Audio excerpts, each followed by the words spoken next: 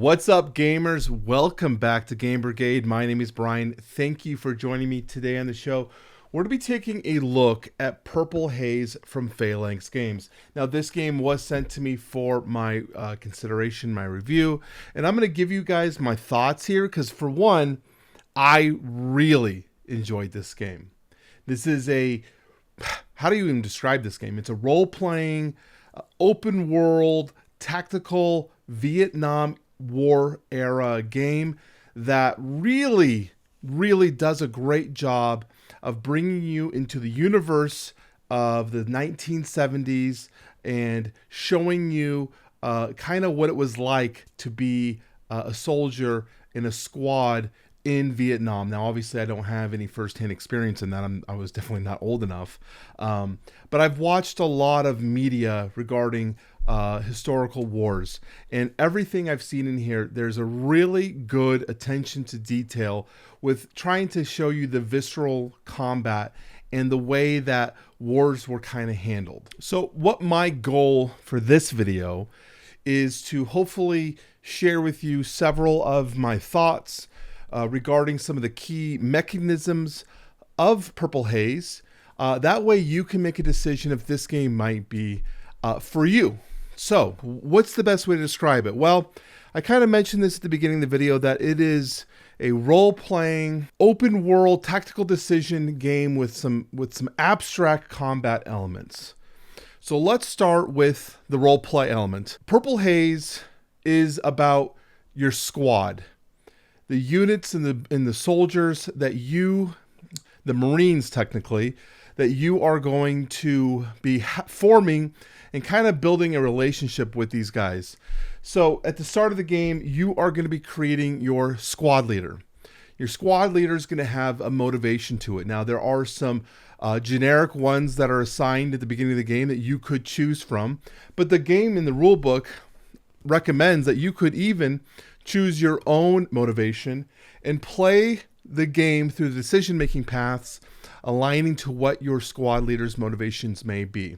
Now, some of these motivations might be leave no man behind. You have a brand new squad, a group of Marines here. You will not make the same mistakes you made previously, losing your past squad, and you will do whatever it takes to keep these ones alive. Another one might be payback, where you are going to serve retribution against the enemy, unleashing as much firepower as you can. And one of the other ones is elevating your rank in your duty in the actual corps. So you're looking to progress yourself through military progression. So those are kind of the ideas that you're going to play through. Now, when I played it, my decision was to be leave no man behind. And that actually does become a finding like a guiding light for you as you're playing the missions. Because when you're playing the missions, you are going to be running into situations that are going to have different types of encounters that are going to arrive. For example, in Mission 1, spoiler, we ran into a situation where we found an abandoned village. We had the opportunity to explore that village and look and look for more, or we could bypass the village. Exploring the village will probably reveal some more information, maybe get us additional loot or find a clue to where we're at in the map. But it also has some dangers associated with it. Maybe it's an ambush. Maybe the people who were living in that village return and cause a firefight. So you have to make those decisions in the game, and all those decisions matter because of the way the elements are made up for the actual open world section, which we're going to kind of go to now. So the open world, the main gameplay element is going to take place on this big map over here, which is a grid. It's double-sided. You have the northern quadrant and the southern quadrant. There's also a city one, which is for city fighting. But effectively, majority of the gameplay will happen on this map. And you are going to be moving from different regions to look for information or complete whatever it is your primary objective.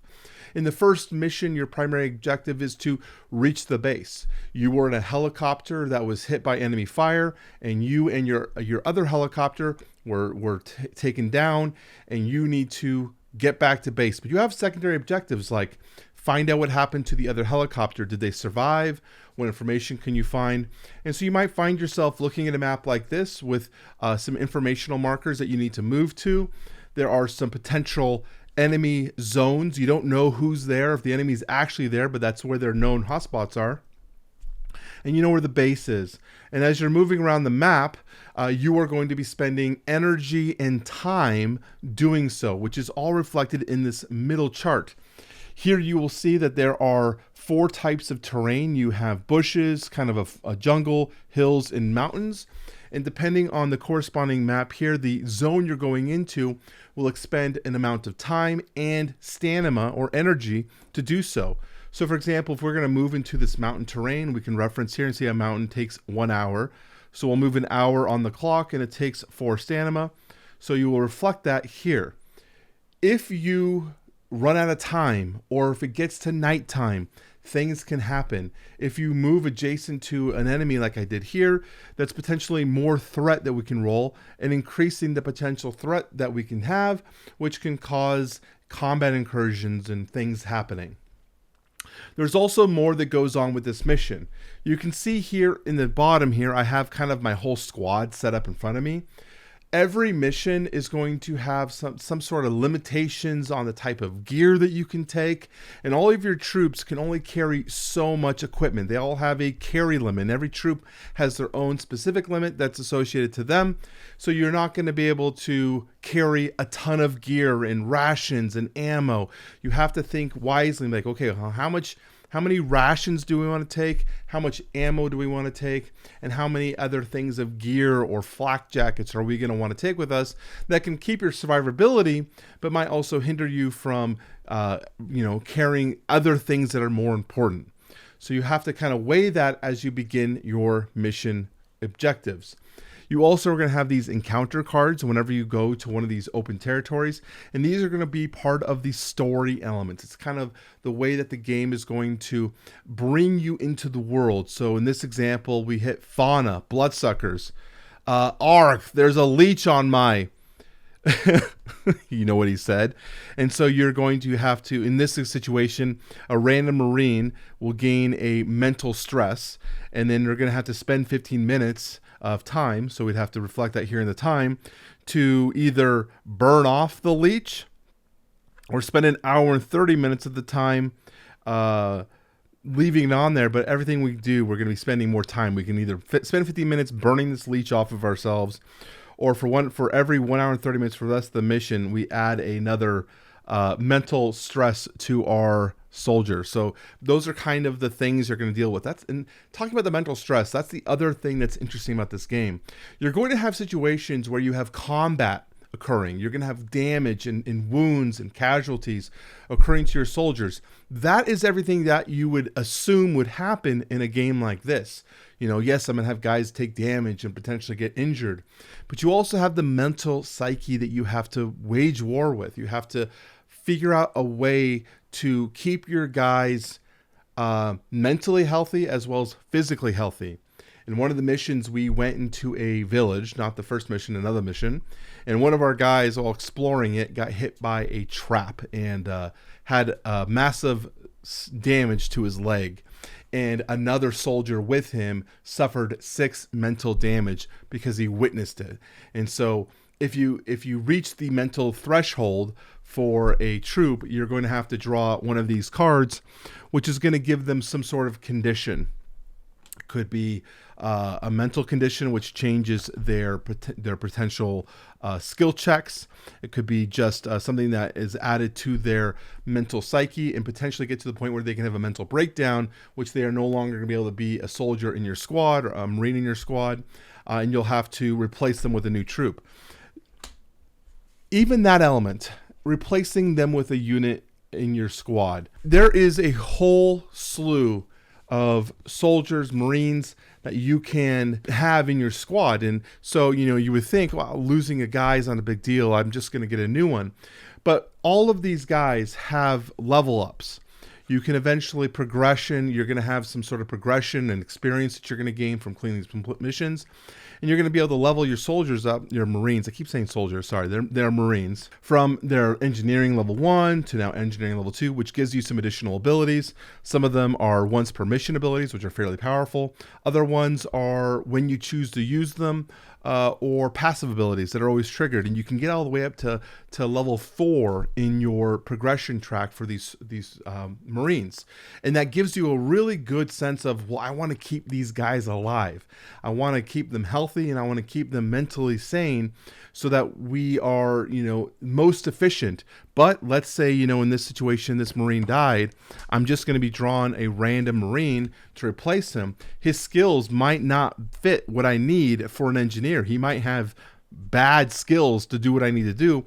I'm just going to have to make do with what we have and go from there. I really, really like that element of gameplay. So for the missions, you have the board here, which you're going to be moving around, exploring, finding different things, choosing your own path to go around to try to maybe avoid danger, try to get to some secondary objectives as you try to work towards your main objective goal.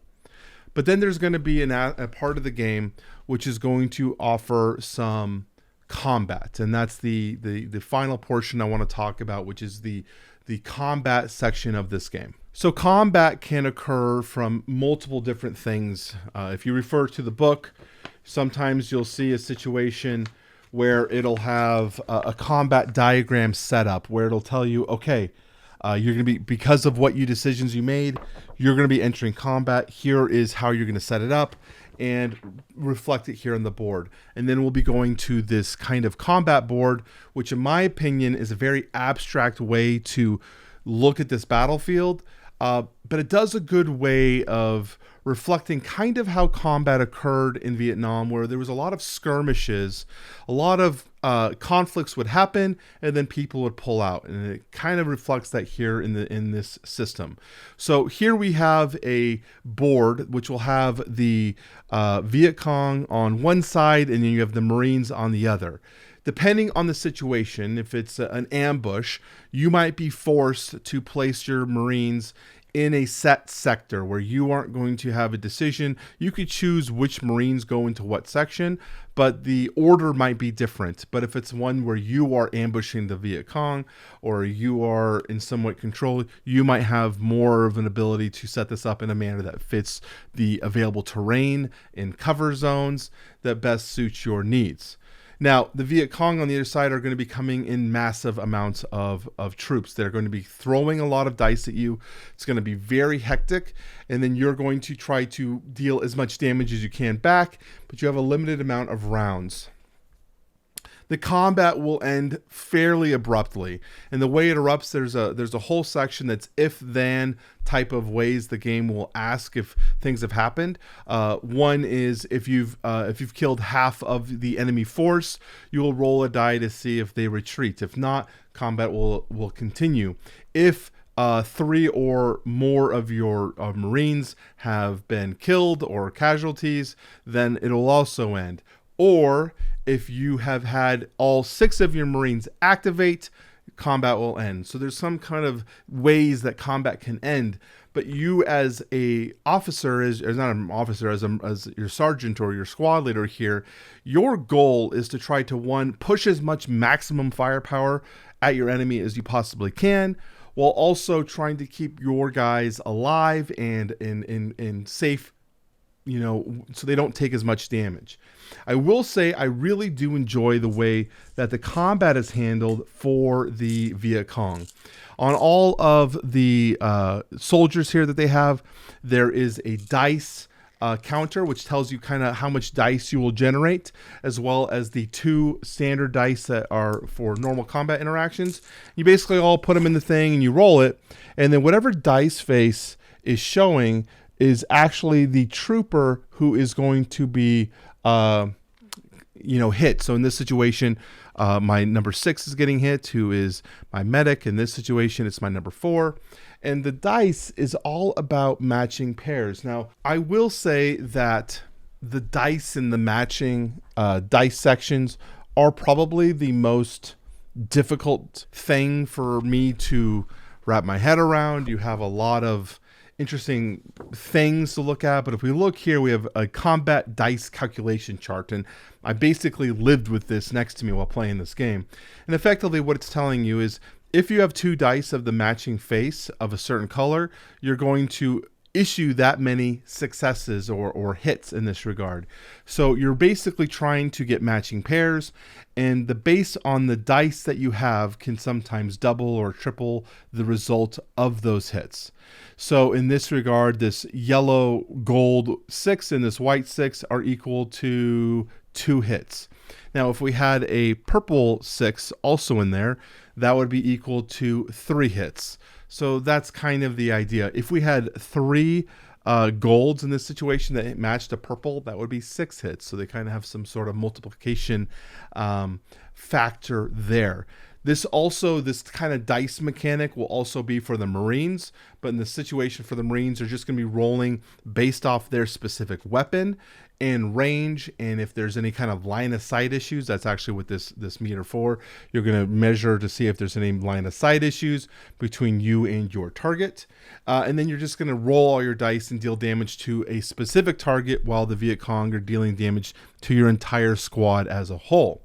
Now, there are some ways to mitigate those damages. You have the hardcover things that are here on the board, these kind of reddish brown tokens. You also have things called soft cover, which your Marines start with natively, and you can recharge them or get more by doing an action. One of your available 2 actions is to get more of these soft covers that kind of absorb your damage that you are inflicting or getting inflicted to. Now, your opponents also have hard cover and they also have soft cover, so you must break through that kind of cover, where you're eventually going to be trying to reduce their health totals, which are reflected by a dice face here, and then you'll take one of these red dice and kind of tick it down as you deal damage to your opponents. So your goal is to deal as much damage, but keep yourself alive in the allotted amount of rounds, usually 3 rounds. But there is a tug of war element. Based on the type of weapon I'm using or ability we're using or even movement, those things will change what is called the initiative marker here on the side. And your opponents will also have initiative where whatever they do will push the marker back to you. So for example, if we take a look here at the M60 machine gun, it's a gun that does a massive amount of damage. But for me to activate this, it's going to cost me 6 initiative. So if we're at 3, 1, 2, 3, 4, 5, 6, it's going to push the initiative to my opponents. So then the next activation will be the Viet Cong. They're going to draw one of the chips from the bag. So for example, this one here, which basically says, okay, you're going to generate a purple die, 2 gold dies, as well as one of these special little doodads, which is no fun. And it's going to, and that's on top of any of the dice that are on the face, as well as the 2 basic purple ones that are included for every combat. So you can see how the Viet Cong, if they have a lot of troops, can kind of swell up and get a lot more dice thrown at you. So you have to kind of be smart and be like, okay, well, maybe we're going to take a shot with a smaller weapon that's not going to push the initiative to you, and then we'll use our big weapon because we want to try to deal as much damage as we possibly can. So this initiative marker will be pushing back and forth, kind of in a tug of war, as you're dealing as much damage. Now, there is a positive for the Marines, as they remove these Viet Cong and place them over here, there will then become a penalty to all of the chips that they draw. So for example, if I drew this 5 and we were crossing some of these thresholds, it then has a +1 to the Marine side, a +2 to the Marine side, or a +3. So there is kind of this push and pull mechanic there that is engaging and fun for you to play around, but very gamey as well. Like, you can definitely feel that you're playing a game when it comes to this. So we've talked about the 3 elements that Purple Haze really brings to the table. It's got the role play elements with your squad leader, your team, the elements of the gameplay, the decision-making paths. We then talked about the open world elements and how you kind of have a choose your own adventure of how do you want to approach this? How do we want to get to our objectives, or how do we want to move around to be safe, yet not take too much time or potentially build too much threat as we're moving around? Because you can't just take a wild loop, because every time you move, you're rolling the threat dice, and that can potentially keep adding more threat to your list as you're burning time. And finally, we talked about the combat section, a vastly different element. It almost pulls you out of what you're doing here and throws you on this board, but it's a good way of representing what the combat was like and how it could be visceral and engaging and very violent for a short period of time, and then end. And you're kind of like, okay, well, we're back on the mission. We're back on the patrol. That was wild, and you could get attacked again at any moment. Any of the decisions that you make along these 9 different scenarios can cause you to have these engagements. So with that, I'm going to kind of go into my final thoughts here and kind of talk about what I thought about Purple Haze and where am I at with this game as a whole. Purple Haze very much surprised me when I played this. I wasn't sure what to expect. I read the reviews on Board Game Geek and kind of saw some of the people with things there's people talking about, and they were pretty high on the game, so I was excited to try this. And Purple Haze surprised me in many ways. The first one was the replayability element of the gameplay. I played Mission 1 Crash twice with 2 different game groups, and once on my own, as I tried to see how things went. And each time I played, we were running into different elements. Sometimes we had some similar things based on the number that you reveal from the bottom of these little randomly placed out informational tabs, but the way things happened were completely different. And then when I played them further into other missions, we'd get to the end of the mission, and I'd be looking at the end of the mission. It says, if you have this, do this. If you've earned this, do this. And I'm like, where the heck would we even have gotten that stuff? I don't even know where we would have found that.